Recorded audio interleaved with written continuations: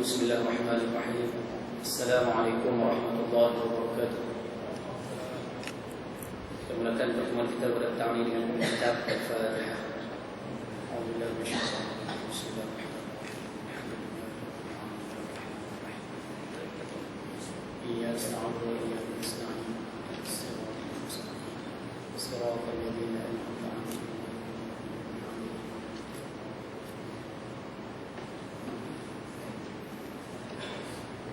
بسم الله الرحمن الرحيم. الحمد لله وكفى، والصلاة والسلام على رسولنا المصطفى وعلى آله وأصحابه وأنصاره وأتباعه وأهل ملته ومن اهتدى. اللهم اجعل جمعنا هذا جمعا مرحوما وتفرقنا من بعده تفرقا معصوما، ولا حول ولا قوة إلا بالله العلي العظيم. أما بعد، الحمد لله kita rafa'kan syukuran kepada Allah Subhanahu wa taala. Petang ini petang yang ke-29 daripada bulan Zulqa'dah 1436 Hijrah. Allah masih lagi menjaga usia, berikan kita kelapangan, kesihatan, semua berada dalam majlis ilmu. Mudah-mudahan pertemuan kita dilimpah dengan barakah yang daripadanya insya-Allah. Ayat-ayat yang ibu dirahmati Allah Subhanahu wa taala sekalian. Yang pertama sekali, siapa yang masih lagi berniat i'tikaf dalam masjid untuk ilmu, boleh niat sekarang. Mudah-mudahan keberadaan kita dikira sebagai satu ibadah. Yang pertama. Yang kedua, kalau kita tengok hari yang ke-29, mulai esok hari ke-30, dan malam esok, malam yang pertama bulan Zulhijjah. Cuma sekadar cadangan, Kalau boleh nak minta amalan yang ayah-ayah guru sekalian buat pada bulan Ramadan hari itu pada waktu malam, dengan Qurannya, dengan zikirnya, dengan doanya, dengan qiyamul lailnya, dengan tahajudnya. Amalan yang dibuat pada malam-malam bulan Ramadan, malaikat tarawih. Boleh tak kita minta transfer mari ke 10 malam pertama bulan Zulhijjah?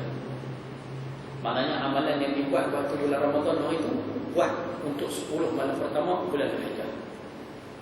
Kita di Malaysia, masyarakat kita mungkin agak asing sikit dengan ibadah pada bulan Zulhijjah. Sedangkan 10 malam awal bulan Zulhijjah ni Allah Subhanahu wa taala sumpah dalam Quran. Dalam surah Al-Fajr, Allah sumpah wal fajr, demi waktu fajar, wa layalin ashri, dan malam yang 10. Aku sumpah dengan malam yang 10. Ulama sepakat maksud malam yang 10 tu 10 malam pertama bulan Zulhijjah. Nak menunjukkan kata besarnya hari tersebut, hebatnya kemuliaan malam tersebut, dan besarnya ganjaran bagi orang yang menghidupkan 10 malam pertama bulan Zulhijjah. Ada satu hadis riwayat daripada Imam Bukhari, dan ini hadis sahih sekalian. Baginda mengatakan tidak ada hari dalam setahun yang lebih baik untuk kamu beribadah di dalamnya melainkan 10 hari awal bulan Zulhijjah. Kita terjemah lorang kita nak bagi senang faham. Dalam setahun, hari yang paling baik untuk kamu ulun, hari yang terbaik untuk kamu buat ibadah adalah 10 malam awal bulan Zulhijjah. Sahabat bila dengar ni tanya terus, ya Rasulullah, adakah beribadah pada 10 hari bulan Zulhijjah, beribadah 10 malam ni lebih baik daripada berjuang fi sabilillah? Adakah ulun 10 malam ni lebih besar pahala daripada angkat senjata pergi perang? Senang tu. Nabi jawab, ya. Ya. Maknanya ulun 10 hari bulan Zulhijjah ni ganjarannya lebih besar daripada orang yang berjuang fi sabilillah. Melainkan Nabi sebut ada satu golongan sahaja yang mana ganjaran pahala dia lagi besar daripada ulun 10 hari ini. Satu. Nabi kata seorang lelaki yang keluar membawa diri dia dan harta dia. Harta dia habis dia bagi ke orang, dan diri dia pun terkorban waktu dia keluar tu. Maknanya di sini harta dia habis dia infakkan, dan juga dia terkorban, syahidlah dalam perjuangan tersebut. Yang ni lebih besar pahala daripada ulun 10 hari. Faham tak semua ni? Lepas tu kita minta kalau boleh start daripada malam esok, pakai-pakai keluar. Yang mana boleh lah, setakat mana boleh insya-Allah. Dan siang hari kita cadangkan kosong.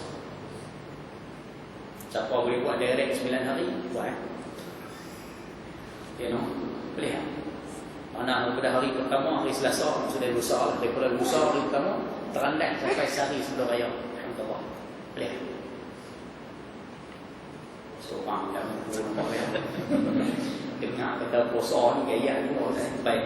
Kalau rasa nak buat tiap hari berat 9 hari, kita cadangkan buat selang sehari. Hari pertama, ketiga, kelima, ketujuh dan ke-9 buat selang sehari. Kalau rasa selang sehari pun berat lah, jauh banyak jauh, buat kita cadangkan buat 3 hari yang terakhir.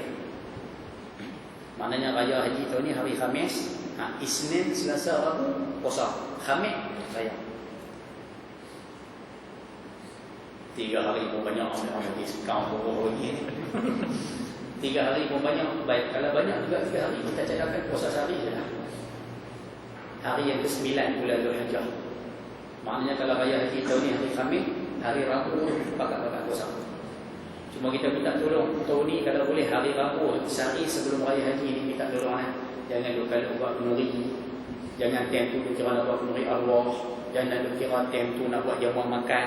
Jangan kira hari tu nak bawa anak-anak pergi jalan makan di kedai dan sebagainya. Kita minta tolong tangguh dah plan. 9 hari bulan pakat-pakat puasa. Dan kalau sekadar cadangan, saya tak kontrol masjid, sekadar cadangan. Kalau kita boleh masjid pun nak buat iftar jama'i ke apa kan, buat dah itulah. Buat iftar jama'i sama-sama mai buka puasa di masjid misalnya. Sebab malam tu nak takbir, jadi pakat mai buka puasa ramai-ramai. Baginda menyatakan siyam yaumil arafah, puasa pada hari Arafah ni, puasa 9 Zulhijjah ni, yukaffiru sanatal madiyah wal baqiyah. Tuhan padam dosa setahun akan datang dan dosa setahun sebelum. Tak faham Ustaz kita terjemah luar kampung bagi senang faham. Siapa puasa hari Arafah sehari ni, daripada raya haji tahun lepas sampai raya haji tahun ni, dosa kecil yang dia buat dalam tempoh setahun ni Tuhan padam siap-siap dengan sebab puasa sehari. Boleh terjemah ni tak? Dan daripada raya haji tahun ni sampai raya haji tahun depan, terandah raya haji tahun depan pun Tuhan padam siap-siap dah dosa kecil dengan sebab puasa sehari. Faham? Tak juga kalau siapa lepaskan peluang rugi. Okay, no? InsyaAllah no? Mudah-mudahan mukadimah tersebut sama-sama bermanfaat insyaAllah. Baik. Boleh kan nampak berat dan suruh seorang boleh no? InsyaAllah. Baik. Pertama, yang kedua. Yang ketiga saya mohon maaf dalam saya dapat maklumat bulan lepas ramai tu, tapi ustaz tak sampai. Bukan tak sampai lambat. Minta maaf jangan jalan. Anak masuk hospital. Minta maaf jangan jalan. InsyaAllah. Baik. Pertama insyaAllah kita akan mula berbincang ataupun bermunaqashah berkaitan dengan satu kitab 50 gaya hidup Rasul sallallahu alaihi wa ala alihi wasallam, yang mana kitab ini disusun oleh seorang ustaz daripada Indonesia, Muhammad Al-Hakim As-Salihin.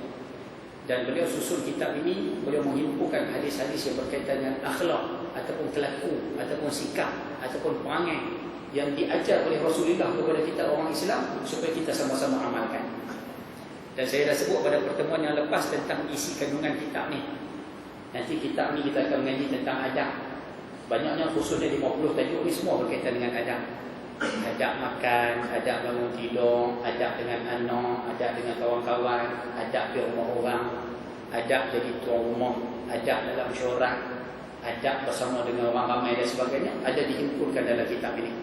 Dan satu kesimpulan mudah saya pun disebut, kitab yang ayah Rasulullah miliki ini, isi ataupun tajuk perbincangan dan isi perbincangannya hari ini dah tak dipelajari oleh masyarakat kita, khususnya di Pulau Pinang. Tak ada. Memang tak ada. Mana ada orang media dah ajak makan. Mana ada siapa ajak anak dia nak makan, kena ambil sekian-sekian, kena ambil yang ni dulu, yang ni tak boleh lagi. Mana ada. Mana ada adab di rumah orang. Budak-budak sekarang mak ayah duk cakap, kalau orang tua-tua dulu kalau anak menyampuk mak bapak marah. Hari ni mak bapak cakap, anak menyampuk mak bapak tak boleh buat apa. Okay. Faham betul?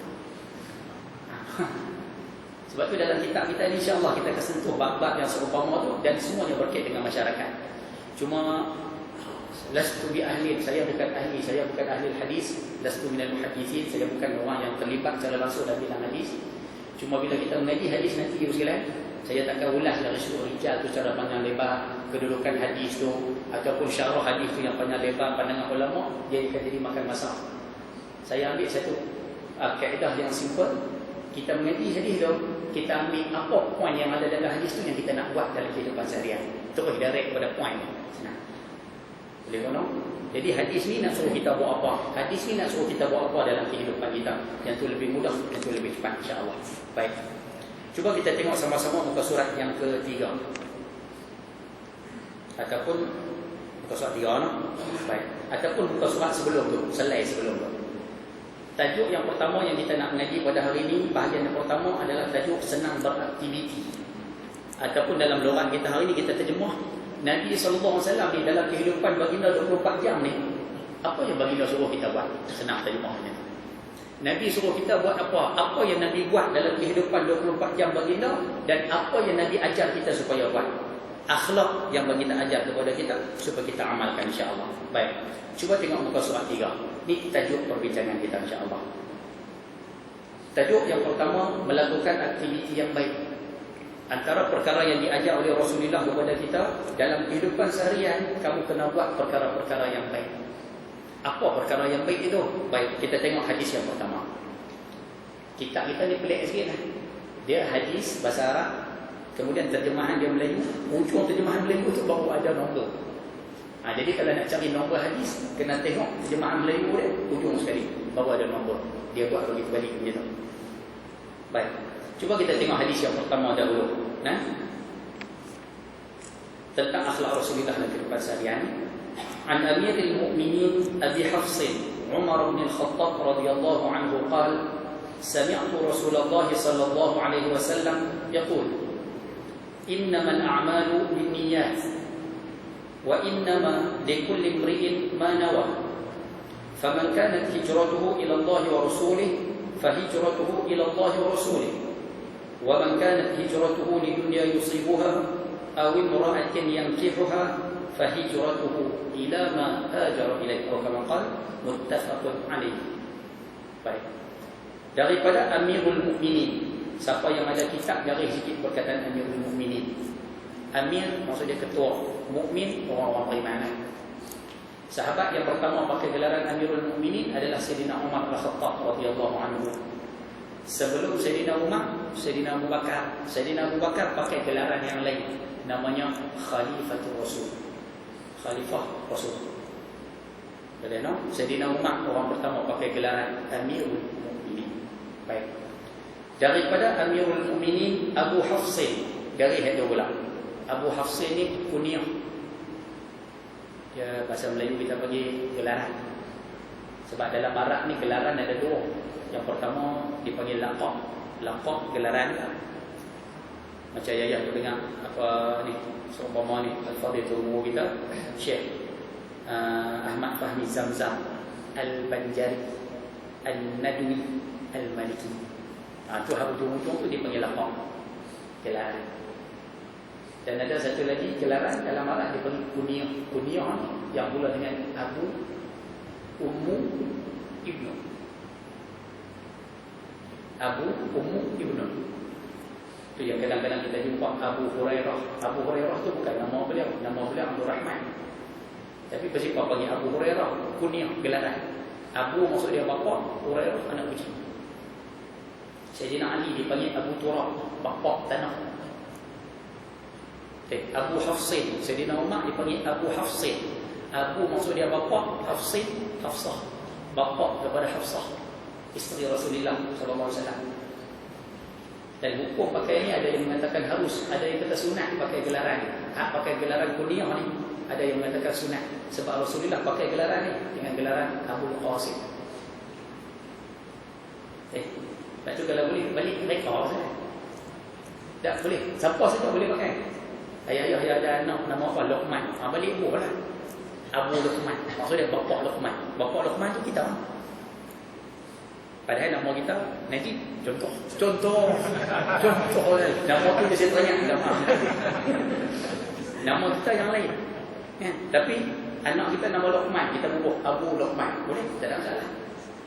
Ataupun ibu-ibu di belakang, nama tak boleh nama boleh nama Kalsum, contoh nama Kalsum. Tapi boleh tak pakai nama lain? Boleh. Anak lelaki nama apa? Nama Rosli Ustaz. Abu nama Abu Rosli. Boleh. So Abu Rusli lah, Rusli baru tu. Maksud dia mak pada Rusli.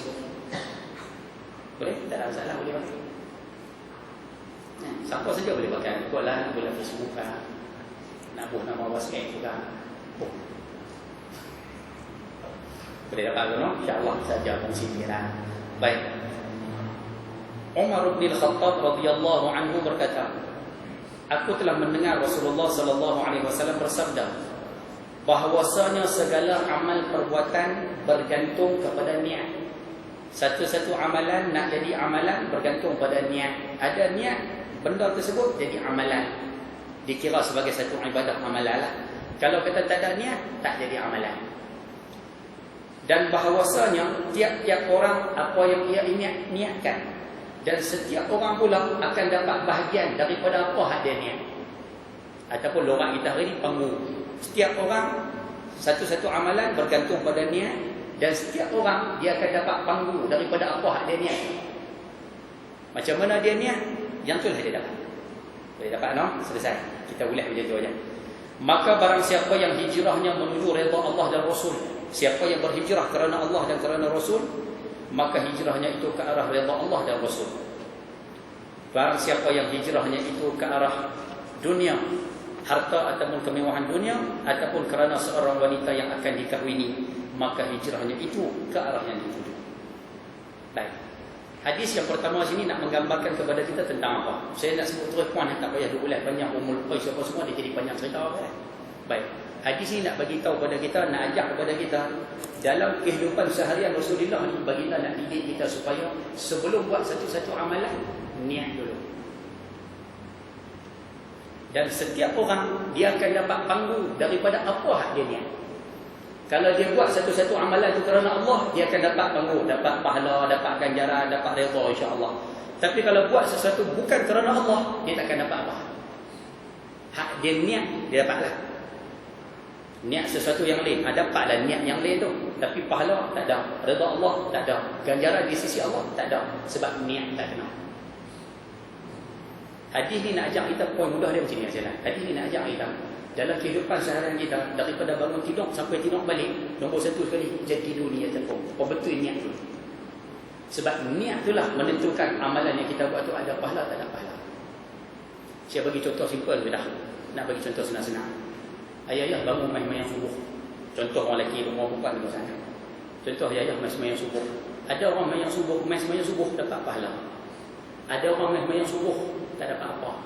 Ada orang main-main subuh boleh dosa. Siapa jadi macam tu? Niat. Ada hak bangun tidur, dia ingat bahawa aku ni dah azan tengah dah, aku kena bangun. Pasal apa? Aku ni hamba Allah. Aku pilih aku nak ganjaran pada Allah ya. Nak redha Allah ya. Dia bangun masuk liyah apa semua, pakai baju elok, perdekat main masjid. Dia sembahyang subuh dapat pahala. Pasal niat dia betul. Hamba Allah yang kedua bangun juga sopan, bangun dengar azan, bangun main masjid, tapi dia tak ada niat apa pun, tak ada fikir apa pun, main masjid, mayang macam biasa, tak ada apa pun. Jadi orang macam ni tak ada apa. Ada hak bangun nombor 3, bangun juga main masjid juga sopan, tapi dia bangun pasal apa? Pasal bini duduk lecak tepi terima, dia tak tahan. Dia tak ya orang lecak mayang subuh main bila. Jadi dia main juga mayang subuh, sopan aja angkat takbir macam orang lain, macam ya. Tapi dia main tu pasal bini belecak di rumah. Dia lemah bini belecak, jadi dia main. Dia main sebab bini suruh. Payahlah belecak main dia. Tak main belecak pula. Dia main sebab bini suruh. Dia main sebab kerana manusia kan berdosa. Perbuatan serupa, tapi ada orang dapat pahala, ada orang tak dapat apa, ada orang pun dosa.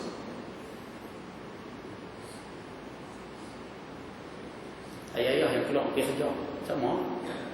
Keluar pergi kerja. Waktu nak keluar pergi kerja tu apa niat kita saya? Ustaz, saya keluar Ustaz, niat saya nak keluar cari pendapatan, nak cari hasil Ustaz, nak bagi aksara anak isteri makan dan sebagainya. Sebab mereka tu tanggungjawab saya. Tuhan suruh saya bekerja dan sebagainya. Siapa keluar niat itu boleh pahala. Siapa selama ni keluar tak ada niat apa Ustaz, keluar je lah, dah habis kerja ni keluar pergi kerja lah, tak ada niat apa. Dia keluar tu tak dapat apa.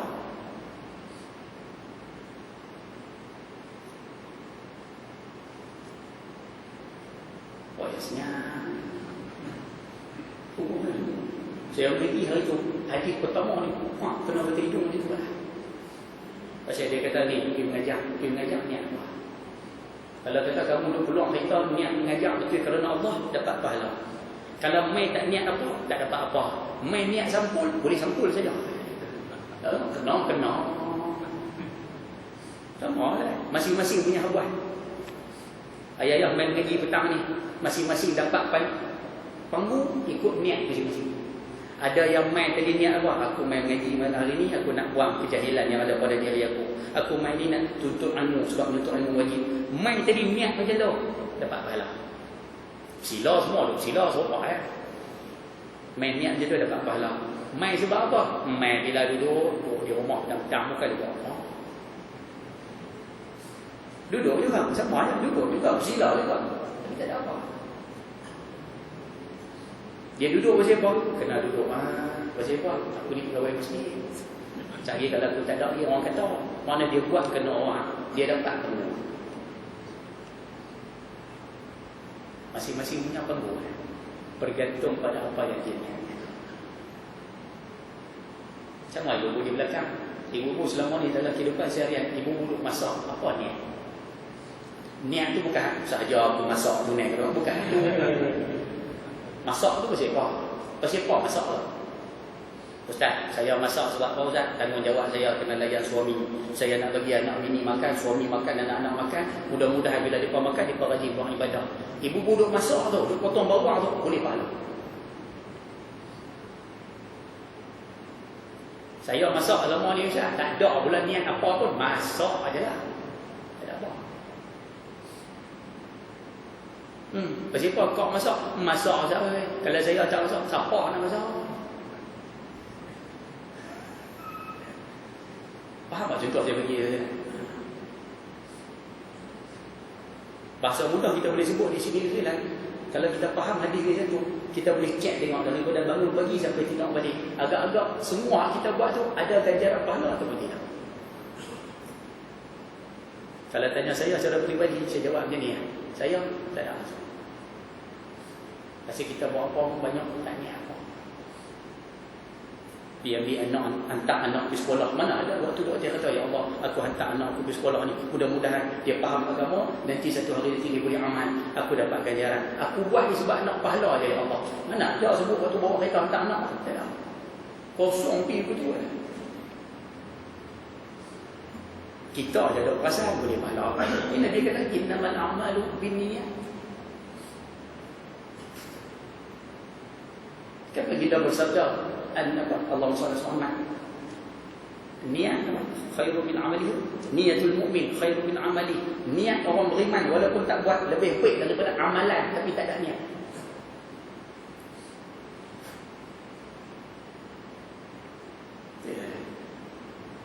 Saya buka kitab Muhammad Qutb kan, kitab berkaitan dengan bab kahwin. Ada dulu saya duduk mengajar kitab tu, tapi sahabat yang mengaji pun meninggal dah sekarang, jadi saya tutup lampu. Dia mengaji sendiri macam tu ya. Dalam kitab dia sebut saja saya buat contoh. Dia sebut macam ni, dia kata siapa yang waktu nak nikah, sebelum dia nak nikah dengan pasangan, ayah-ayah nak nikah dengan bini, ibu-ibu nak nikah dengan suami dulu. Siapa yang waktu nak nikah, sebelum nak nikah tu dia sebut hati, ya Allah, aku menikah ni pasal nak jaga diri pada buat dosa. Aku menikah ni pasal nak ikut sunnah Nabi. Aku menikah ni pasal nak memperbanyakkan umat Nabi Muhammad.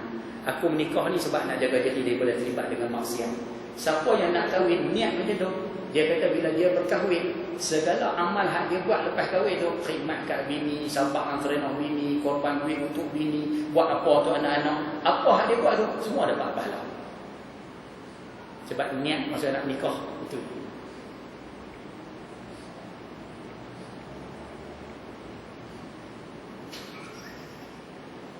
Tapi kalau kata waktu nak nikah dulu tak ada niat apa saya ada ingat orang yang hidup semati dengan dia aja.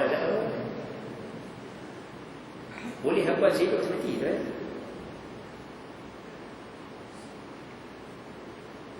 Faham maksudnya?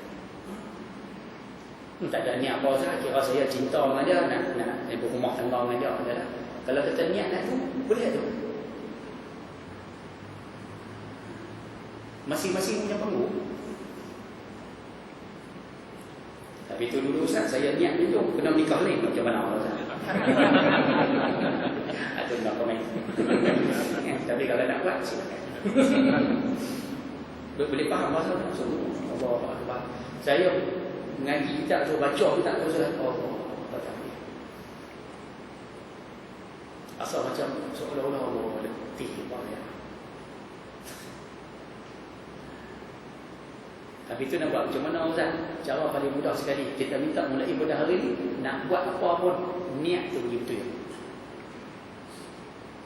Ayah nak keluar main semayang, sama nak keluar semayang tu sebutlah ya Allah, aku main ni nak cari pahala.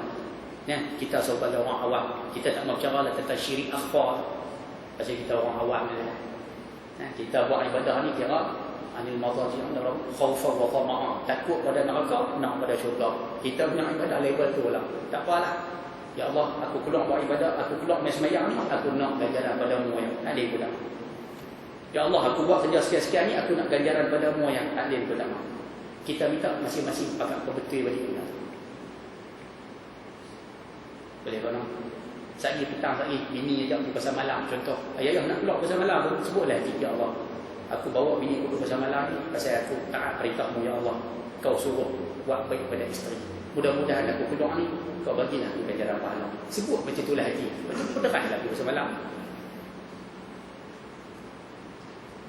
30 tahun nak pergi pasar malam, sekali pun tak niat. Boleh kan? Sama-sama okey. Ibu-ibu di belakang boleh kan? Lepas ni masak tu basuh baju. Coba waktu basuh baju niat pergi betul. Ya Allah, aku basuh baju ni mudah-mudahan anak-anak aku boleh pakai, mereka boleh buat ibadah. Niat macam tu dapat pahala. Tapi kalau duk basuh baju, kalau aku tak basuh, apa nak basuh? Contoh. Boleh kan? Sama-sama buat. Inilah di antara akhlak Rasulullah dalam kehidupan seharian. Boleh kan ngajak macam tu? InsyaAllah nak ambil point. Dan saya minta siapa yang ada kitab, tulis kat tepi. Saya punya cara macam tu lah saya lah. Nah, pasal dulu kita mengaji pun diajar macam tu.